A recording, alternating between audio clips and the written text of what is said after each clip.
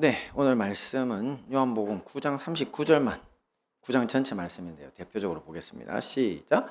예수께서 이르시되 내가 심판하러 이 세상에 왔으니 보지 못하는 자들은 보게 하고 보는 자들은 맹인이 되게 하려 함이라. 아멘.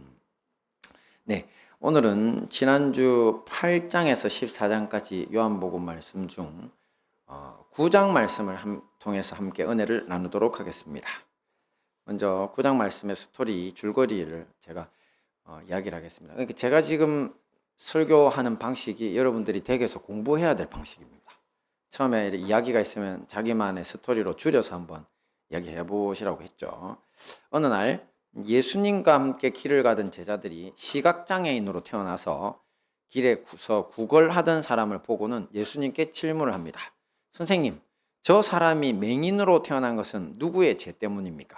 자기의 죄 때문입니까? 아니면 부모의 죄 때문입니까? 예수님은 이 사람이나 그 부모의 죄 때문이 아니라 그에게서 하나님이 하시는 일을 드러내심이라고 하시면서 땅에 침을 뱉어서 진흙을 이겨 그의 눈에 바르시고 실로암이라고 하는 연못으로 가서 씻으라고 하셨습니다. 이 말씀대로 실천한 맹인은 시력을 얻어 돌아오게 됩니다. 그런데 문제가 생기죠. 바리새인들이 이 맹인이었던 사람을 취조하며 괴롭히기 시작한 겁니다. 이 당시 바리새인들은 벌써부터 예수님을 그리스도라고 고백하는 사람들은 자기들 회당에서 쫓아내기로 결의까지 한 상태였습니다. 그러니 예수님이 맹인을 고치자 이것이 하나님께로부터 온 역사일 리 없다면서 치료받은 사람이 자기들에게 동조해 줄 것을 원했던 겁니다. 하지만 이 사람은 완강히 저항했고 결국 바리새인들에 의해서 회당에서 쫓겨나는 신세가 되고 말았습니다. 이후 이 사람에게 예수님이 찾아오셔서 자기 정체를 드러내시자 그는 예수님 앞에 엎드려 믿음을 고백하고 절하게 됩니다. 자, 여기까지가 오늘 스토리고요. 그럼 말씀을 연구해 보겠습니다. 제가 본문 말씀을 읽으면서 우리 성도님들이 이 부분은 되게 궁금하시겠다. 저는 그렇게 찾았습니다. 그죠? 왜냐하면 저는 이미 궁금한 부분들을 거의 다 해결한 상태이기 때문에. 하지만 여러분들은 보시면서 한 세 달락, 두 달락 정도 말씀 정도만 이 부분은 좀 오늘 해결하고 가야 되겠다. 이렇게 잡으시면 됩니다. 저는 제일 먼저 잡은 주제가 뭐냐면 장애인으로 태어난 것은 누구의 죄인가? 자, 성경 구절 이 부분에서 나온 겁니다. 보면 시작. 제자들이 물어 이르되 라비요, 이 사람이 맹인으로 난 것이 누구의 죄로 인함이니까? 자기니까 그의 부모니까? 네, 조금 전 스토리에서 보신 것처럼 오늘 이야기는 길을 가던 제자들이 맹인으로 태어나서 구걸하면서 살아가고 있는 사람을 보고 예수님께 했던 질문에서 시작된 거죠. 저 사람이 맹인으로 태어난 것 자기 죄 때문입니까? 아니면 부모 죄 때문입니까? 자, 이런 사고방식을 뭐라고 부릅니까, 여러분? 인과응보 그러죠. 죄 때문이냐고 묻는 건 죄에 대한 인과응보입니까? 그러니까 태어나면서부터니까 아마 이거는 그 부모가 어떤 죄를 저질렀는데 그에 대한 인과응보를 자식이 받는 거냐는 의미일 거고요. 그리고 이제 만약 저 친구가 지금 구걸하고 사는 이 맹인, 선천적 맹인 이 친구가 만약에 죄가 있다면 결국 이거는 뭡니까? 전생의 죄 때문이라고 봐야죠. 그래서 이런 거를 업보라고 하죠. 그리고 이 원래 힌두교에서 나온 말이니까 인도어로는 카르마입니다. 카르마라 그러고 업보입니다. 자, 원래 구약 성경만을 믿는 유대교나 또 신구약 모두를 믿고 있는 우리 기독교에는 전생이나 업보에 관한 이야기 자체가 없습니다. 그럼에도 불구하고 이 제자들이나 당시 사람들의 생각 속에는 전생의 업보로 저런 불행을 당하는 것이라는 비스무리한 생각이 있었다는 증거죠. 그 시대 사람들이 그렇게 생각을 했더랬다는 거죠. 사실 전생이나 업보상은 조금 전 말씀드린 것처럼 힌두교 또 그곳에서 나온 불교의 중심 교리 중 하나입니다. 요즘은 유럽 사람들에게도 이런 사상이 퍼져나가고 있는지 공개적인 자리에서 말실수를 하는 경우도 있습니다. 1999년에 한 20년 정도 지난 일인데 잉글랜드 국가대표 축구팀을 이끌고 있던 이 지금 자료 화면에 글렌 호들 감독이란 분이 있습니다. 그 요즘 우리 아이들이 좋아하는 그 축구 선수 손흥민이 속한 팀이 어디죠? 토트넘. 그 토트넘의 전설적인 공격수였습니다. 자, 근데 이분이 이제 잉글랜드 국가대표 축구팀을 이끌고 있었는데 타임지 기자하고 인터뷰하다가 정확하게 이렇게 말을 했습니다. 뭐랬냐면 당신과 나는 선천적으로 두 팔과 두 다리 그리고 그럴듯한 두뇌가 주어졌다.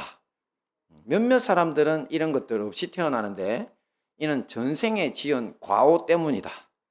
업보는 다른 생애로 계속 전해진다. 이는 단지 신체적 결함이 있는 사람들에게만 해당되는 건 아니다. 당신이 뿌린 만큼 당신은 거두게 되어 있다. 자, 이 말을 했습니다. 자, 이 말에 장애인 단체, 심지어 당시 영국 수상이었던 토니 블레어까지 분통을 터뜨렸습니다.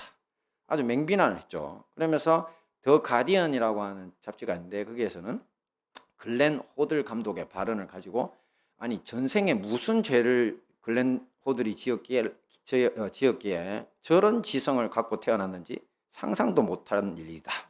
뭐 이렇게 드립을 치고 네, 자기 말을 갚아준 거죠. 그리고 BBC 방송의 여론조사 결과 90% 이상이 국가대표 감독 때려쳐라. 그래서 어떻게 됐을까요? 결국 불명예 퇴진을 하고 말았습니다. 자, 이런 것을 보면 누군가의 불행에 대한 이유를 설명하기 위해서 오래 생각하지 않아도 되는 아주 쉬운 접근법으로 전생이나 부모의 죄 같은 것에서 그 원인을 찾는 사람들이 제법 있다고 볼 수 있습니다. 자, 그렇다면 자식의 불행에 대해 저것이 부모의 잘못이냐 아니면 자기 전생의 업보냐에 대한 예수님의 정확한 답변이 있죠. 뭐였을까요? 같이 봅니다. 시작. 예수께서 대답하시되 이 사람이나 그 부모의 죄로 인한 것이 아니라 그에게서 하나님이 하시는 일을 나타내고자 하심이라. 그렇습니다. 예수님은 이 선천적 장애는 전생의 업보나 부모의 죄에 대한 인과응보가 아니라고 분명히 말씀하시죠. 다만 하나님이 하시는 일을 그를 통해 드러내시려는 것이다 라고 하십니다. 자, 하나님이 하시는 일을 그를 통해 나타내고자 하십니다. 자, 현재 우리는 이 세상에서 혼란과 슬픔과 때론 절망과 불행을 만날 때가 너무나 많습니다. 자신이나 가족의 잘못으로 인한 때도 있고요. 또 때론 묻지마 칼부림처럼 일면식도 없는 이 악인에 의해서 또 때론 정말 하나님의 뜻에 의해 허락된 불행도 있습니다. 하지만 예수님은 지금 이 모든 것들이 결국 사랑과 지혜와 공의의 하나님에게는 새로운 세계를 창조하는 원재료가 된다고 말씀하시는 것입니다. 이 점에 대해서는요, 제가 마지막에 잡은 주제에서 조금만 더 살펴보도록 하겠습니다. 자, 이번에는 두 번째 연구 대상인데요. 자, 앞에 연구 대상에서 우리가 뭐라고 했죠? 그 사람이 선천적 장애인들은 전생의 죄 때문인가 하면 정답은 뭐라고요? 그런 것 아니라 그랬죠. 하나님의 일을 나타내기 위함이다. 그 답은 좀 이따가 한번 드리겠습니다. 자, 두 번째 주제 봅니다. 시작. 땀에 침을 뱉어 진흙을 이겨 눈에 바르심. 여기는 이 말씀에서 나온 겁니다. 같이 봅니다. 시작. 이 말씀을 하시고 땅에 침을 뱉어 진흙을 이겨 그의 눈에 바르시고 이르시되 실로암 못에 가서 씻으라 하시니 이에 가서 씻고 밝은 눈으로 왔더라. 네, 사복음서 전체를 놓고 보면요, 예수님은 말씀만으로도 모든 병을 치료하실 수 있는 분입니다. 자기 종을 치료해달라고 간청하는 백부장에게 가라, 너의 믿은 대로 될지어다, 이렇게 해서 그냥 종이 치료되고, 그리고 지붕 뚫고 하이킥은 아니고 침상체로 내려온 이 중풍병자에게도 뭐라고 하시냐면 일어나 네 침상을 가지고 집으로 가라 하셔가지고 그 모든 병들이 그냥 고쳐졌습니다. 하지만 의도적으로 사람의 몸에 손을 대신 적이 있는데요, 그것은 죽은 소녀의 손을 잡아 일으키시거나 또 문둥병 환자에게 그 머리에 손을 얹고 내가 원하노니 깨끗함을 받아라 뭐 이렇게 하신 경우인데, 자, 여기서 의도적이라고 하는 것은요, 죽은 소녀의 손을 잡는다, 그리고 문둥병자에게 손을 대는다, 이 모두가 다 사실은 당시 모세의 율법에 대단히 크게 어긋난 행동입니다. 불법이라는 거죠. 자, 하지만 예수님께서 그것을 깨도 된다. 왜 깨야 되는 이유가 있거든요. 그래서 의도를 가지고 일부러 깨셨다는 겁니다. 먼저 처음에 죽은 소녀를 일으키신 것을 보면 왜 죽은 사람 몸에 손을 댔을까요? 왜냐하면 모세는 뭐라고 했냐면 죽은 사람 몸에 손을 대면 너가 더럽혀지기 때문이다. 부정. 자, 예수님은 죽은 자의 몸에 손을 댄다고 부정할 수 있는 분입니까? 아닙니까? 부정할 수 없는 분이라는 것을 보여주시는 거고요. 그 다음에 또한 예수님의 손에 붙들린 모든 사람들이 죽음에서 해방될 것이라는 걸 보여주시는 의도입니다. 할렐루야. 예수님이 붙잡으면 모든 사람들은 죽음에서 해방이 됩니다. 자, 또한 문둥병자에게 손을 대신 것은 문둥병자로 살면 질병으로도 고통스럽습니다. 정말 이렇게 고통스러운 병이 없죠. 몸이 신체가 자꾸 떨어져 나간다 그랬죠. 제가 이거 준비하면서 집사람하고 제가 청년 때 소록도에 갔다가 깜짝 놀란 이야기를 생각나서 한번 말씀을 드렸죠. 갔더니만 정말 할머니 할아버지들이 그냥 눈알도 아예 그냥 없으시고 귀도 떨어지고 온몸이 뭉개져 있는 분들이 많으셨거든요. 그거 보고 처음에 너무 무서워가지고 접근을 못 하겠더라고요. 근데 나중에는 마사지 해드리고 제가 이게 어깨 잘 주물러 드리잖아요. 막 그러고 왔는데, 그러니까 그런 문둥병이 정말 처참한 질병인데, 근데 그거보다 더 처참한 건 뭐냐면 자기가 사랑하는 모든 사람들에게서 이제 격리됩니다. 사실 여러분 병을 알아보시면 혼자 있을 때 되게 서럽습니다. 우리 여기 자매들 형제들 따로 나가 사는 사람들 있죠. 처음에 신이 나 있지만 나중에 한번 아파 보세요. 엄마 아빠 보고 싶어서 눈물 줄줄 흘립니다.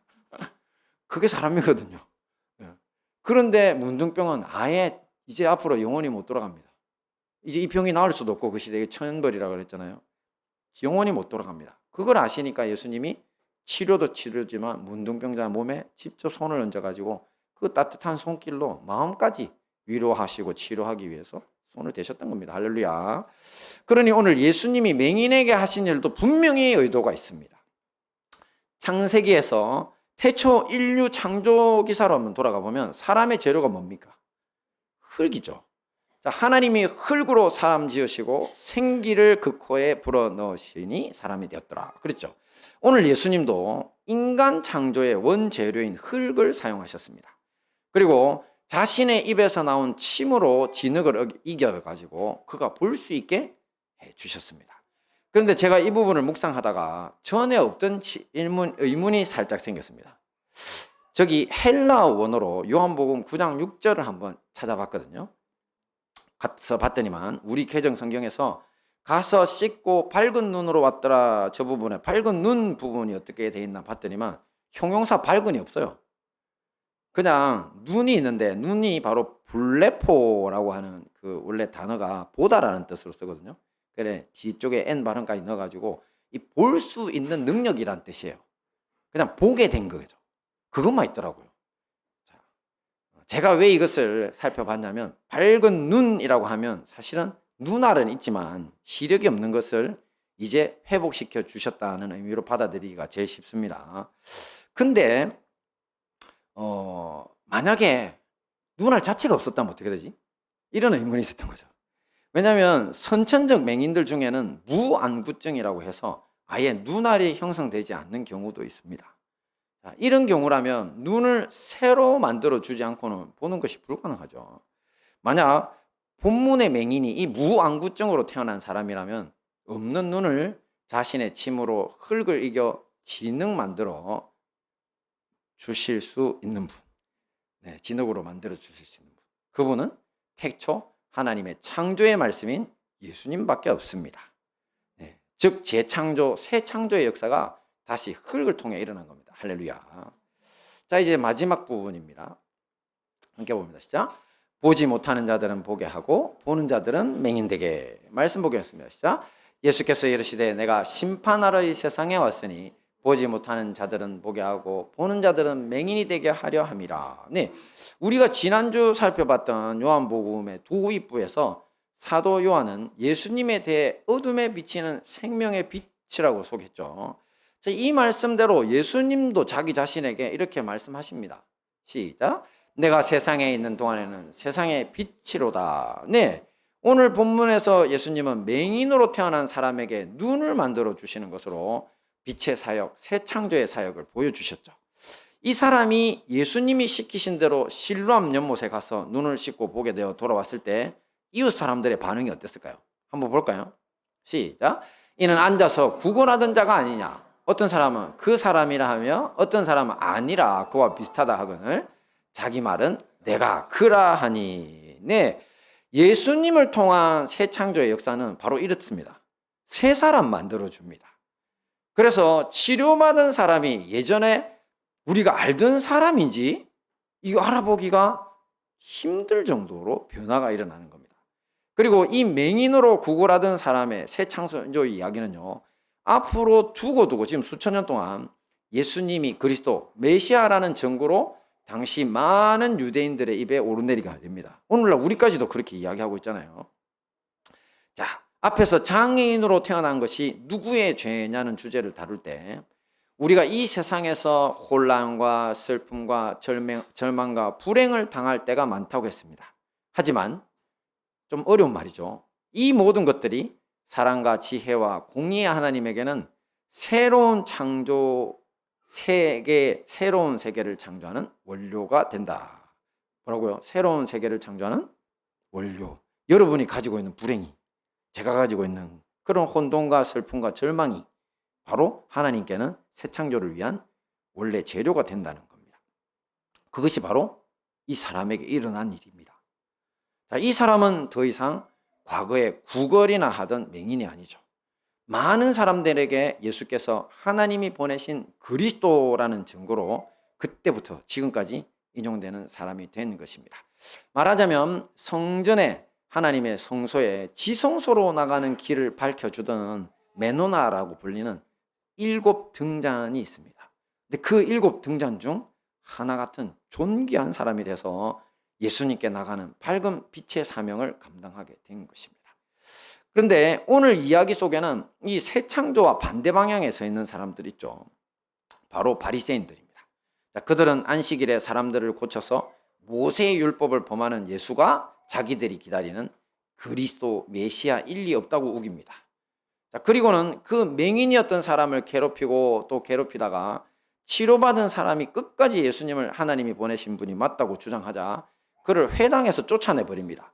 그런데 당시 회당에서 쫓아내는 것, 이 출교라고 하는데 이것은 사회적 사형 선고나 다름없습니다. 왜냐하면 출교당한 사람을 사람들이 상대해주지 않습니다. 아무 죄도 없는 사람들에게 이런 짓을 저지른 것입니다. 말씀 봅니다. 시작. 빛이 어둠에 비치되 어둠이 깨닫지 못하더라. 그렇습니다. 이런 짓을 하는 바리새인들이 빛입니까? 어둠입니까? 어둠입니다. 예수님이 어떤 진리의 말씀을 전해도 또 어떤 기적을 보여주셔도 그들은 귀 닫고 또 눈 닫아가지고 듣지도 보지도 않으려고 했던 겁니다.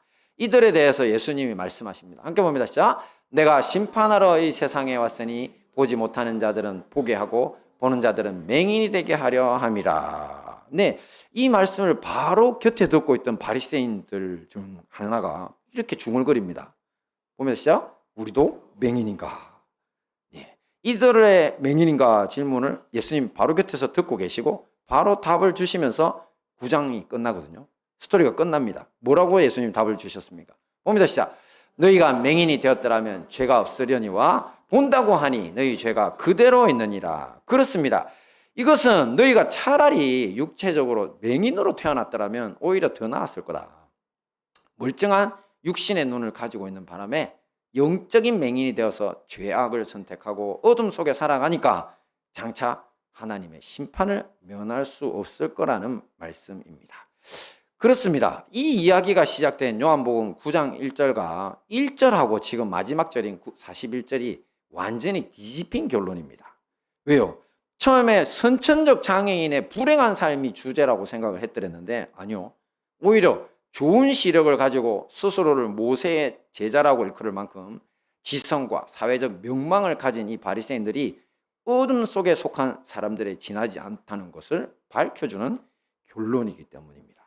그러니까 역전으로 답이 끝나버린 겁니다. 자, 이제 이 앞에서 연구하겠던 것들을 우리 삶에 적용해보고 마치겠습니다. 딱 하나만 적용하시면 됩니다. 저는 마지막에 봤던 보지 못하는 자들은 보게 하고 보는 자들은 맹인이 되게 한다. 그 부분에서 한 가지만 적용해 보는데요. 지금까지 우리는 이 자신이나 주변 사람들에게서 일어나고 있는 혼란, 또 슬픔, 절망, 불행 같은 그것들에 대해서 과거의 원인에만 주목해 왔습니다. 저 사람이 저렇게 사는 이유가 뭔지 알아? 저 사람이 저렇게 된 이유가 뭘까? 뭐지? 그죠? 신기하게 우리는 그 원인에 아주만 주목해 왔습니다. 자, 뭐 앞에서 이야기했던 업보다, 카르마, 인과응보다 다 뭐 그런 이야기잖아요, 그죠? 원인을 찾는 거죠. 자, 하지만 오늘 말씀을 통해서 우리는 더 이상 그 원인을 찾을 필요가 있다 없다? 놀랍게 그 원인을 찾을 필요가 없습니다. 왜냐하면 그 원인을 찾은 사람들은요, 원인은 과거의 일입니까? 현재의 일입니까? 물론 뭐 현재도 계속되고 있는 일이면 해결해야 될 부분이겠지만 대부분 다 과거에 있습니다. 그래서 원인에 집착하는 사람은요, 다 과거에 묶인 사람입니다. 사탄 마귀가 과거에 묶여 살게 만드는 역사가 있습니다. 여러분, 점쟁이한테 가보세요. 뭐 물으러 갔습니까? 미래 일 물으러 갔죠. 그런데 과거 일을 되게 잘합니다. 그거 아세요? 점치러 가본 사람 같죠?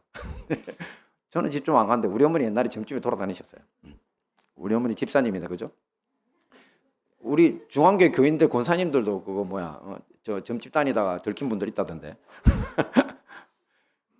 그러니까 점집에 가서 아니 장래 일을 물으러 갔는데 아니 과거 일을 너무 잘 맞추니까 야 진짜 그게 장래 일을 맞겠지 이렇게 하는데 그게 아니라는 거예요. 마귀는 과거의 것들을 잘합니다. 그리고 우리를 어디다 묻고 싶으냐 하냐면 과거에다 묻어버리고 싶어요. 근데 성경은 절대적으로 과거하고 원수관계입니다. 여러분들 속에 들어있는 두 자아가 있죠. 하나는 옛자아고, 그죠? 그리고 하나는 새자아입니다. 썩어져 가는 구습을 좇는다고, 옛 습관을 좇는 옛사람을 벗어버리고 오직 의와 진리의 거룩함으로 지으심 받은 새 사람이 뭐라 그랬잖아요. 그래서 하나님의 말씀은 절대적으로 과거하고 원수관계입니다. 근데 사단 마귀는 여러분들을 과거에다가 묶어 놓으려고 합니다. 그래야지 하나님이 이루실 새 창조, 새로운 세계에 못 나가거든요. 맨날 그게 묶여요. 맨날 원망과 분노와 그 다음에 후회와 쥐어짭니다, 계속. 그게 바로 사탄 마귀의 역사거든요. 그런데 주님이 오늘 우리에게 말씀하십니다. 뭐라고요? 과거는 미래를 위한 재료야. 너 맹인이잖아. 너 불행했잖아. 너 거지였잖아. 그런데 내가 너의 눈을 창조해주고 새 인생 주잖아. 그랬을 때 이 사람이 맹인이고 거지였고 불행했기 때문에 새 인생이 더 아름다운 겁니다. 그 사람이 빛이 된다니까요. 우리 인생도 똑같습니다, 여러분. 절대 과거에 묶여 살려고 하시면 안 됩니다. 이제는 오직 이런 불행들을 새 창조의 주님이신 예수님 앞에 내려놓으시고요. 그리고 무릎 꿇고 엎드려야 합니다. 왜냐하면 그래, 과거는 내가 자신 안 돌아봐야지. 하지만요, 여러분들 아니에요. 우리의 마음은 과거에 꽉 묶여 삽니다. 그죠? 어릴 때 우리 엄마가 내한테 잘못했다고 지금까지 계속 엄마 괴롭히는 사람들도 있잖아요. 그때가 언젠데? 엄마는 잘 기억도 안 나. 네. 그러니까 과거는 정말 무서운 힘을 갖고 있거든요. 그래서 뭘 해야 되냐면 무릎 꿇고 하나님이 과거를 녹여서 내 현재의 오늘을 새로운 의미를 주시고 그리고 훨씬 나은 새 창조로 갈 수 있는 그 길을 하나님 내게 달라고 주님께 계속 기도하셔야 됩니다. 그러면 주님께서 여러분의 굳어있는 그 과거의 상처들, 과거의 흔적들을 예수님의 그리스도의 보혈의 피로 깨끗하게 씻어주시고 여러분들을 인도하십니다. 그러므로 여러분, 이 모든 혼란과 슬픔과 절망과 불행을 원재료로 사용해서 우리를 새로운 피조물로 만들어 복되고 존귀한 인생을 만들어주시는 주님 앞에 나가기에 힘써야 될 것입니다. 이 모든 말씀으로 새 창조의 피조물로 복되고 존귀한 인생을 살아 승리하시는 행복한 다니엘 교회와 형제교회 성도님들 되시기를 축원합니다. 아멘.